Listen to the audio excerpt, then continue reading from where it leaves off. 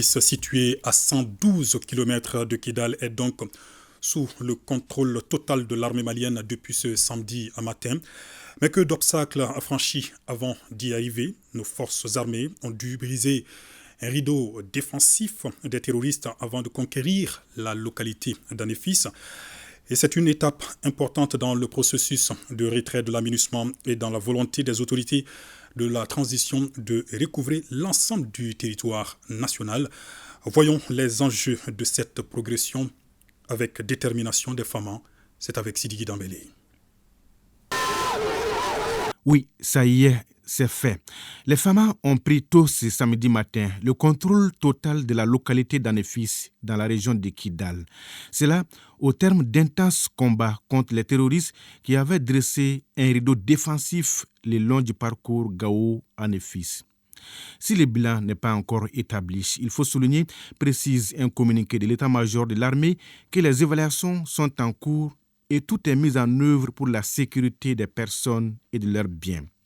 Cette entrée à Anefis est considérée comme une étape majeure dans le processus de retrait de l'aménagement, étape qui intervient après la rétrocession à l'armée nationale des emprises à Ogosagou, Gundam, Menaka et surtout la prise de Ber qui a été l'un des éléments déclencheurs de l'escalade entre nos forces armées et les groupes terroristes.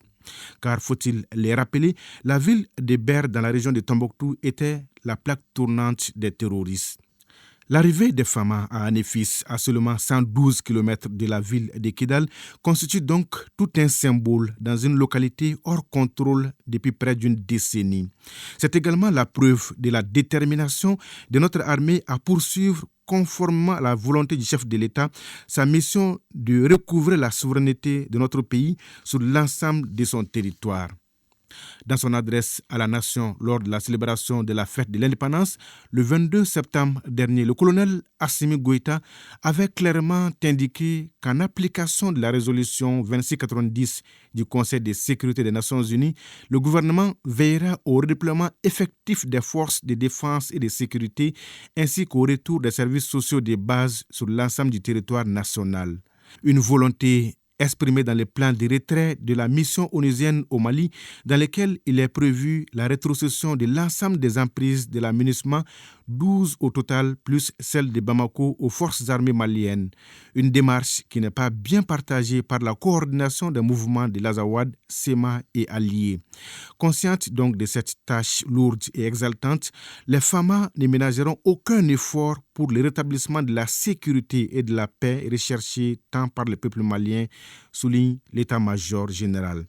Parallèlement au processus de récupération des emprises de l'aménagement, l'armée malienne progresse lentement et sûrement tout en procédant au nettoyage du territoire national à travers des opérations de recherche et de destruction des groupes armés terroristes.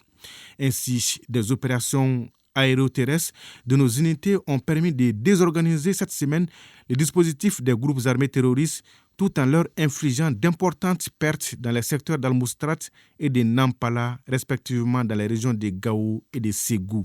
Après Anefis, les regards sont tournés désormais vers les localités d'Aguelhok, de Tessalit et de Kidal, et cela avant le 31 décembre 2023, délai de rigueur de la rétrocession de la dernière position de la mission onusienne au Mali.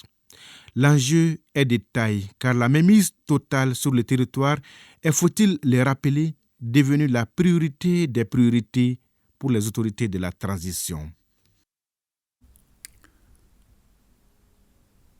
Alors, rappelez-vous, il y a